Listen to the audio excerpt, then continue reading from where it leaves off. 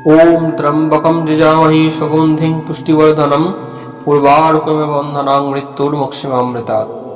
नमः पार्वतीपतये हर हर महादेव। জয় শিব শম্ভু। আমাদের সনাতন হিন্দু ধর্মে শ্রাবণ মাস হলো এক অত্যন্ত পবিত্র মাস, যে মাসকে অনেক হিন্দু সনাতনীরা সারা মাস নিরামিষ বা হবিষ্যান্ন গ্রহণ করে থাকেন।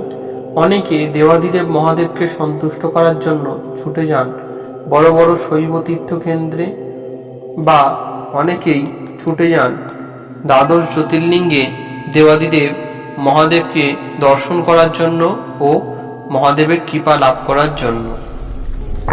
মনে করা হয় ভোলানাথ অল্পতেই সন্তুষ্ট হয়ে যান, ভক্তের ভক্তিতে তিনি অল্পেই সন্তুষ্ট হয়ে যান। তিনি দেবাদিদেব মহাদেব, তাকে সন্তুষ্ট করার জন্য বিশেষ কোনো উপাচারের প্রয়োজন নেই। সামান্য একটি বিল্লপত্র ও গঙ্গার জল দিলেই দেবাদিদেব মহাদেব সন্তুষ্ট হন। নমস্কার, তীর্থবার্তা চ্যানেলের পক্ষ থেকে আপনাদের সকলকে জানাই আমাদের চ্যানেলে অনেক অনেক স্বাগত। আশা করি ঈশ্বরের কৃপায় আপনারা সকলে খুব ভালো আছেন, সুস্থ আছেন, আনন্দে আছেন, হাসি খুশি আছেন। আমাদের তীর্থবার্তা চ্যানেলে বহুদিন কোনো ভিডিও বা ধর্মতত্ত্ব আলোচনা হয়নি বিশেষ কারণের জন্য, তাই আমরা আপনাদের সকলের কাছে একান্তভাবে দুঃখিত। দয়া করে আমাদের এই ভুল বা এই ত্রুটি মার্জনা করবেন। আজকে আমরা আলোচনা করতে চলেছি দেবাদিদেব মহাদেব সহজে শিব কৃপা লাভ করব কিভাবে জীবনে, এবং জীবন থেকে খুব সহজে বিভিন্ন রকম সমস্যা আমরা দূর করব কিভাবে শিবের আশীর্বাদের মাধ্যমে। এই বিষয়ে আজকে আমরা বিস্তারিত আলোচনা করব এই ভিডিওর মাধ্যমে। আশা করি আজকের আলোচনা আপনাদের সকলের খুব ভালো লাগবে। আজকের আলোচনা যদি ভালো লাগে, আজকের ভিডিও দেখে যদি আপনারা সমৃদ্ধ হন, তাহলে অবশ্যই আমাদের ভিডিওতে একটি লাইক করবেন। মনে যদি কোনো প্রশ্ন থাকে অবশ্যই কমেন্ট বক্সে এসে প্রশ্নটি জানাবেন, ভিডিওটি শেয়ার করবেন। আর আমাদের এই তীর্থবার্তা চ্যানেলে যদি এখনো একজন না হয়ে থাকেন, অবশ্যই চ্যানেলটিকে সাবস্ক্রাইব করে অল নোটিফিকেশনে ক্লিক করে আমাদের পাশে থাকবেন, সাথে থাকবেন সনাতন হিন্দু ধর্মের ও জ্যোতিষশাস্ত্রের বিভিন্ন কাহিনী দেখতে ও জানতে। তাহলে চলুন আজকে আমরা আলোচনা শুরু করি। দেবাদিদেব মহাদেব হলেন অত্যন্ত সাদাসিধে এবং ভোলে ভালা এক ভগবান। তিনি হলেন দেবাদিদেব, অর্থাৎ দেবতাদেরও দেবতা। তিনি হলেন আদিদেব, তাই জন্য ওনাকে বলা হয় মহাদেব। দেবাদিদেব মহাদেবকে যদি আমরা শ্রাবণ মাসের প্রতি সোমবারে শিবলিঙ্গে যদি আমরা একটি করে স্বামী পাতা অর্পণ করতে পারি এবং তার সাথে একটু গঙ্গার জল অর্পণ করতে পারি, আমাদের জীবন থেকে কিন্তু বিভিন্ন রকম দোষ, যেমন শনি গ্রহের যদি আমাদের সাড়ে সাথে চলতে থাকে, যার জন্য যদি আমাদের বাস্তব জীবনে আমাদের চলার পথ খুব কষ্টদায়ক হয়ে পড়ে, সেই কষ্টদায়ক থেকে আমরা কিন্তু রেহাই পাবো এবং শনিদেব কিন্তু আমাদের সন্তুষ্ট হবেন এবং আমাদের পিতৃদোষ থেকে আমরা মুক্তি লাভ করব।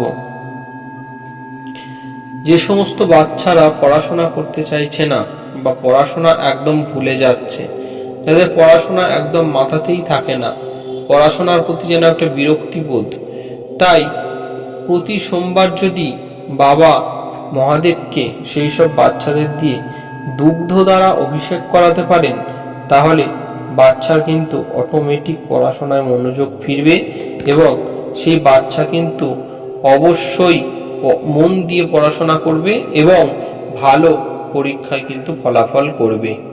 দেবাদিদেব মহাদেবের কৃপা আমরা আর কিভাবে লাভ করতে পারি?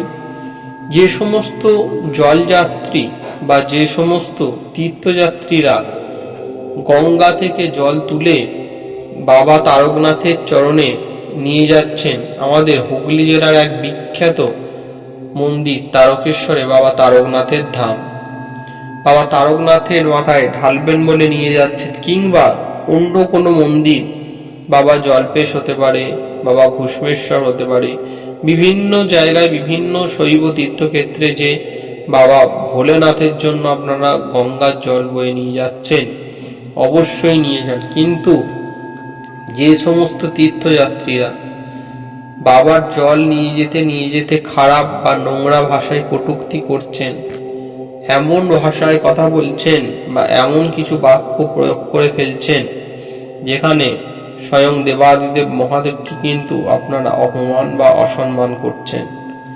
এই রকম ভাবে কটূক্তি করবেন না, এই রকম ভাবে নোংরা কথাবার্তা বলে নিজে পুণ্যের থেকে পাপের ভাগ বেশি বাড়াবেন না।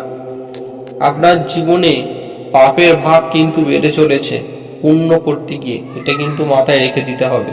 তাই এমন কোনো আচরণ বা এমন কোনো কিছু বললে বা বলা যাবে না যেখানে আমাদের সনাতন হিন্দু ধর্মকে ছোট করা হয় অন্য ধর্মের কাছে।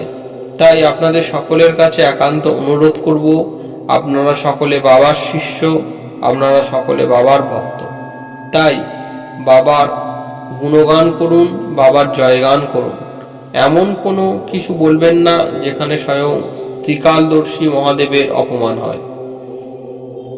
দেবাদিদেব মহাদেব অত্যন্ত এক ভোলা ভালা দেবতা। তাই প্রতি সোমবার যদি আমরা নিয়ম করে বাবার মাথায় একটি করে বিল্লপত্র এবং একটু করে গঙ্গার জল যদি নিবেদন করতে পারি, আমাদের মানসিক স্থিরতা, আমাদের মানসিক শান্তি আমরা খুব অনায়াসেই লাভ করব।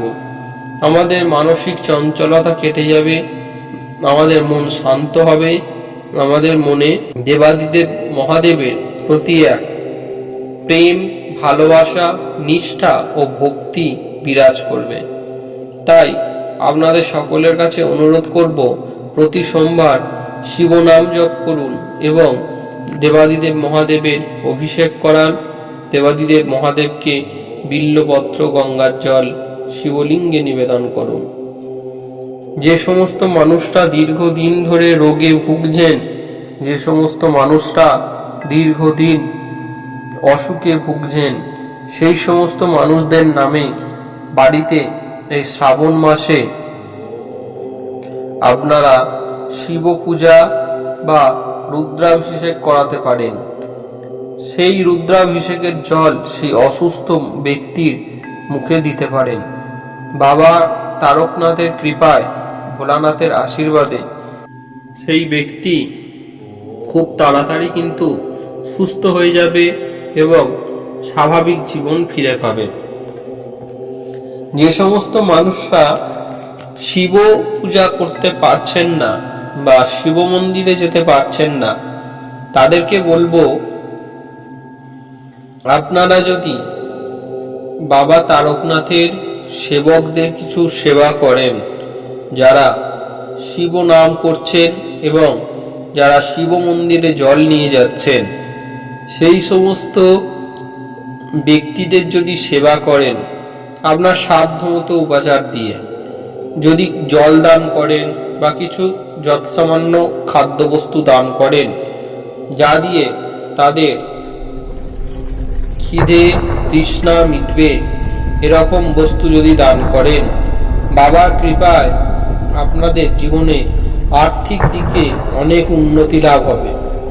এই শ্রাবণ মাসে যদি কোনো ব্যক্তি গরিব, অসহায়, দরিদ্র মানুষদের সেবা করান, যে সমস্ত মানুষ দীন ও দরিদ্র, যে সমস্ত মানুষরা একদমই খেতে পড়তে পান না, সেই সমস্ত মানুষদের যদি খাওয়ান, তাহলে কিন্তু বাবা ভোলানাথের কৃপায় আপনার জীবনে আর্থিক কোনো কষ্ট, অনটন, সংসারে কোনো দুঃখ, দারিদ্রতা থাকবে না। এর পাশাপাশি যদি শ্রাবণ মাসের প্রতি সোমবার বা প্রতিদিনও করতে পারেন, শিব মন্দিরে একটি করে ঘিয়ের প্রদীপ জ্বেলে দেন, বাবার কৃপায় আপনার জীবন থেকে আর্থিক সংকটের যে অন্ধকার, কালো অন্ধকার, সেই অন্ধকার কিন্তু চিরতরে মুছে যাবে এবং বাবার কৃপায় আপনার জীবনে কিন্তু শ্রীবৃদ্ধি ঘটবেই ঘটবে। এর পাশাপাশি যে সমস্ত ব্যক্তিরা চাইছেন যে একটু আমরা সাধনার পথে কিংবা আধ্যাত্মিক পথে উন্নতি করব, সেই সমস্ত ব্যক্তিরা যদি শ্রাবণ মাসে সত্যি সাধু বা যে সমস্ত সাধু ব্যক্তিরা রয়েছেন বা যে সমস্ত ব্রাহ্মণ ব্যক্তিরা রয়েছেন বা গুরু যদি সেবা করতে পারেন শ্রাবণ মাসে, তাহলে সেই সমস্ত ব্যক্তিরা কিন্তু শিব কৃপায় আপনারা অনায়াসে আর্থিক দিক থেকে তো আপনাদের উন্নতি ঘটবেই, তার পাশাপাশি আপনাদের উন্মোচন হয়ে যাবে মোক্ষের দ্বার। আপনারা মহাদেবের কৃপায় অবশ্যই আধ্যাত্মিক পথে এগিয়ে যাবেন। ভোলানাথ আপনাদেরকে দুহাত ভরে আশীর্বাদ করবেন। মনে রাখবেন, দেবাদিদেব মহাদেবের শক্তি হলেন কিন্তু মা গৌরী বা মা পার্বতী। তাই শুধু শিব পূজা করলে হবে না, শিব পূজার পাশাপাশি এবং শিব যে আমাদের গৌরী পট রয়েছে সেখানেও কিন্তু একটু আরাধনা করা অত্যন্ত প্রয়োজন। সেখানেও রক্ত জবা পুষ্প এবং অপরাজিতা বিল্লপত্র দিয়ে মায়ের পূজা কিন্তু করতে হয়।